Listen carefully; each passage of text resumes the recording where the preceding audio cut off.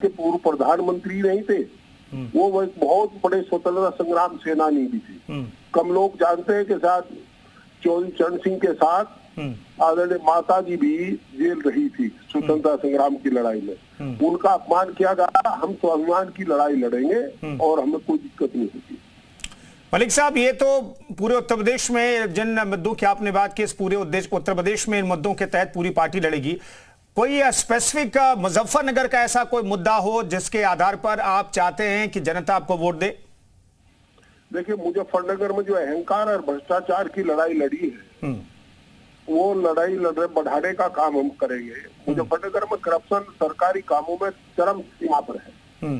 आप देखिए जिस तरीके से डिस्टिलरी की जो छाई है, राख है, उसे लेकर के जिस तरह उसे दाना बना करके जो पोटास के नाम पर बेचा जा रहा है और जो किसान को लूटा गया है, या करप्शन के बहुत बड़े मुद्दे हैं। जिन सब मुद्दों को लेकर के हम चुनाव में रहेंगे। और मुजफ्फरनगर भी प्रदेश का हिस्सा है। जो पूरे प्रदेश में मुद्दे वही मुजफ्फरनगर में। ठीक है, बहुत बहुत धन्यवाद हरेंद्र मलिक जी, उत्तर प्रदेश उत्तराखंड से बातचीत करने के लिए। हरेंद्र मलिक को मुजफ्फरनगर से समाजवादी पार्टी ने प्रत्याशी बनाया है। वो कह रहे मुजफ्फरनगर में भ्रष्टाचार अपने चरम पर है, किसानों को ठगा जा रहा है। इन मुद्दों के सारे वो लोकसभा चुनाव में जाएंगे और पार्टी के लिए जीत हासिल करेंगे, ये उनका दावा है। फिलहाल 11 उम्मीदवारों की एक और सूची समाजवादी पार्टी ने जारी कर दी है। आमला से नीरज मौर्य को टिकट दिया गया है। इस वक्त की बड़ी खबर आप बता रहे, गाजियापुर से अफजाल अंसारी को टिकट दिया गया है। एसपी ने लोकसभा प्रत्याशियों का ऐलान किया है। 11 और उम्मीदवारों की एक और सूची जारी कर दी गई है समाजवादी पार्टी की तरफ से। तो क्या यह माना जाए कि समाजवादी पार्टी अब अकेले उत्तर प्रदेश में चुनाव लड़ेगी? इंडिया गठबंधन का वजूद जो है यहां पर अब नहीं रह गया है, क्योंकि एक और लिस्ट जारी कर दी गई है। 11 प्रत्याशियों की यह सूची है जिसे पार्टी ने जारी किया है। गाजियापुर से अफजाल अंसारी को टिकट दिया गया है। इस वक्त की बड़ी खबर आपको बता रहे हैं। आमला से नीरज मौर्य प्रत्याशी बनाए गए हैं। हरदोई से उषा वर्मा को टिकट दिया गया है। तो इस वक्त की बड़ी खबर आपको बता रहे हैं, समाजवादी पार्टी ने एक और लिस्ट जारी कर दी है लोकसभा चुनाव के मद्देनजर प्रत्याशियों की। तो अखिलेश यादव कम से कम पार्टी प्रत्याशियों के नामों के ऐलान में आगे रहना चाहते हैं बाकी दलों से, क्योंकि तैयारी का ज्यादा वक्त मिले प्रत्याशियों को। इस रणनीति के तहत प्रत्याशियों के नामों का ऐलान किया जा रहा है और एक और सूची जारी की गई है जिसमें 11 प्रत्याशियों के नाम शामिल हैं। विशाल रघुवंशी हमारे सहयोगी इस खबर पर बातचीत करने के लिए सीधे जुड़ रहे हैं लखनऊ से। विशाल, इस 11 उम्मीदवारों की सूची देखे, इसमें स्पेशल क्या दिखता है आपको? क्या फोकस दिखाई देता है पार्टी का?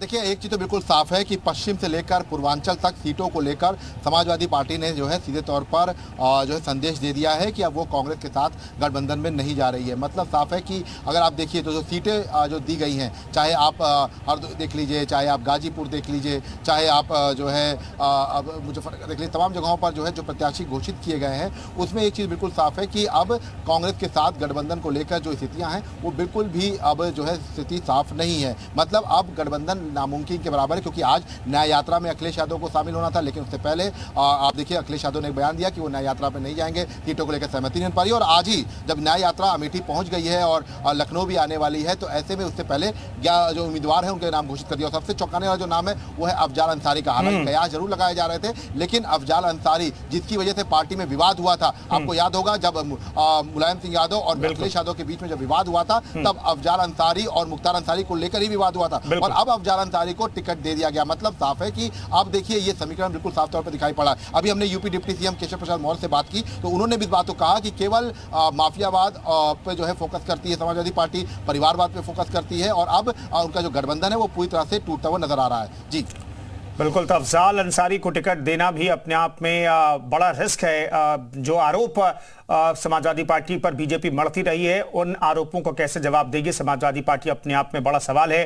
लेकिन इन सब के बीच क्या ये मान लिया जाए विशाल कि अब कांग्रेस को अकेले और समाजवादी पार्टी को अकेले चुनाव लड़ना होगा लोकसभा का?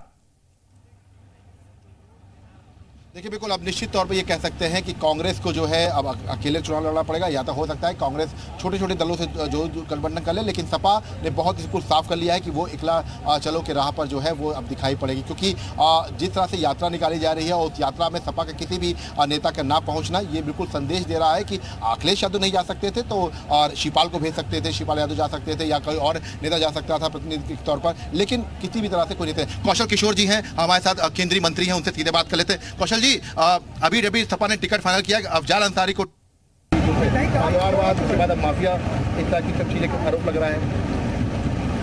ये समाजवादी पार्टी तो आप पहले से उसके सरकार में लगातार अपराध बढ़ा था और इसीलिए जो है उत्तर प्रदेश में उनके अपराध, उनके कार्यकाल में किए गए अपराधों को ख़त्म करने के लिए भाजपा को यहाँ बहुमत मिला था और आज भी भाजपा को बहुमत मिला हुआ है और अपराधी किस्म के लोगों को टिकट देंगे तो निश्चित तरीके से जनता अपराध को खत्म करना चाहती है और वहाँ पर भारतीय जनता पार्टी की सीट जीते। अब अकेला चलाओ की राह पर कांग्रेस से अब गठबंधन बिल्कुल ना के बराबर दिखाई पड़ रहा है। देखिए इंडिया का गठबंधन जो एनडी गठबंधन बना वो एंड गठबंधन हो गया, एंड यानी ख़त्म हो चुका है और अब उस गठबंधन का कोई मतलब नहीं। देखिए लगातार जो है केंद्रीय मंत्री कौशल किशोर जी इनका साफ तौर पे कहना है कि उस गठबंधन का कोई मतलब नहीं है। हम कुछ और भी नेताओं से बात करते हैं, क्योंकि देखिए इस वक्त सबसे बड़ी बात है कि टिकट की घोषणा जरूर कर दी है सपा ने, लेकिन अब राजनीतिक भी जो है इस पूरी बात को लेकर जो है लड़ाई चलेगी। तमाम मंत्री यूपी सरकार के हैं, उनसे हम बात करने की कोशिश करते हैं, क्योंकि देखिए अब जो ये पूरी जो लड़ाई है इसमें अगर हम बात करें तो अब जो सपा ने अचानक से आज का जो टिकट घोषणा करना है ये अपने आप में कहा जा सकता है कि बिल्कुल अलग है। तो ऐसे में ये देखिए तस्वीरें हैं और हम कोशिश करते हैं तमाम यूपी सरकार मंत्री, देखिए आशीष पटेल हैं, संजय निषाद है। सर सपा ने टिकट घोषणा कर दी, अफजाल अंसारी को टिकट दे दिया गाजीपुर से, ए.के. शर्मा जी भी हैं सर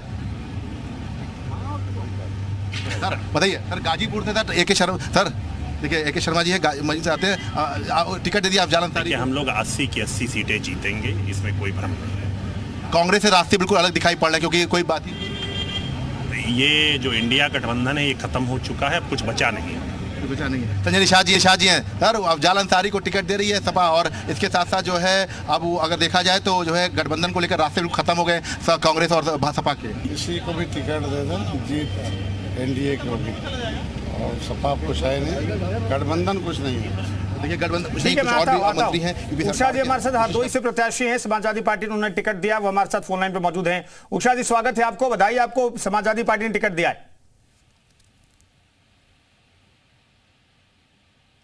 उषा जी आवाज मिल रही है आपको? चलिए उषा जी से हम बातचीत करने की कोशिश करेंगे, उनसे संपर्क लगता है कि कट गया है।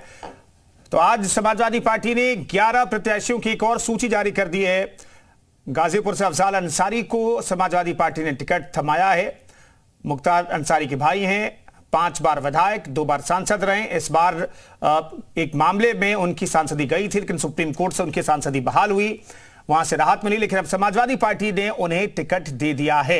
यह अपने आप में बड़ी बात है। हमारे साथ विशाल रघुवंशी लगातार बने हुए हैं और तमाम रिएक्शन आ रहे हैं समाजवादी पार्टी को लेकर के, इस सूची को लेकर के। कांग्रेस से अब रास्ते खत्म हो गए, क्योंकि उनके जो है उन्होंने कोई बातचीत भी नहीं की टिकट को लेकर। देखिए कांग्रेस और समाजवादी पार्टी ये दोनों दो ध्रुव है।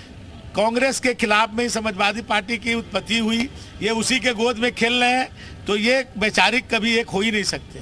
देखिए आप पश्चिम मंत्री हैं, तमाम जो जयशंकर सिंह है यूपी सरकार में मंत्री हैं और ये तौर पे कह सकते हैं तमाम और भी मंत्री हैं, उनसे भी बात करने की कोशिश करते हैं। योगेन जी हैं, उनसे बात कर लेते हैं। योगेन जी, जब तक इन्वेस्टर सबमिट हो रहा था तब तक जो है सपा ने टिकट घोषित कर दिया और अफजाल अंसारी को जो है गाजीपुर से टिकट दे दिया। उनका जो चरित्र है वो करेंगे ही। उन्होंने हमेशा माफियाज, गुंडागर्दी करने वालों को और असामाजिक तत्वों को ही आगे बढ़ाया है। अब जनता स्वयं उनके कृतित्व को देख रही है। एक तरफ उनके कुकृत्य और एक तरफ हमारे नेता के कृतित्व, दोनों में चुनाव होना है। हमारे नेता मोदी और योगी। ठीक है, रोक रहा हूं विशाल। श्रेया वर्मा जी हमारे साथ गोंडा से प्रत्याशी बनाई गई हैं। श्रेया जी स्वागत है आपका और बधाई, आपको समाजवादी पार्टी ने टिकट दिया है। बहुत बहुत शुक्रिया। श्रेया जी, क्या मुद्दे रहेंगे लोकसभा चुनाव में आपके क्षेत्र के लिए और पूरे प्रदेश के लिए? हम लोग चाहते हैं कि हमारी जो महिलाएं उनका उत्पीड़न हो रहा है, हमारी पूरा उत्तर प्रदेश नंबर 1 बन चुका है महिला दुष्कर्म के मामले में।